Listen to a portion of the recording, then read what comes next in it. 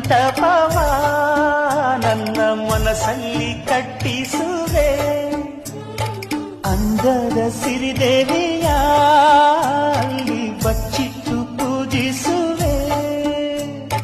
ಭೂಮಿಯ ಹಸಿರಿನಲ್ಲೆ ಈ ಪಾದದಡಿಗೆ ಇರುವೆ. ಮಳೆಯ ಮೋಡದಂತೆ ಆ ಸುಡುವ ಬಿಸಿಲ ತಡೆವೆ. ಬಾಳ ತುಂಬ ನಾ ಬರುವೆ, ಹಸ್ತಕ್ಕೆ ರೇಖೆಯ ಕಾದಿರುವೆ.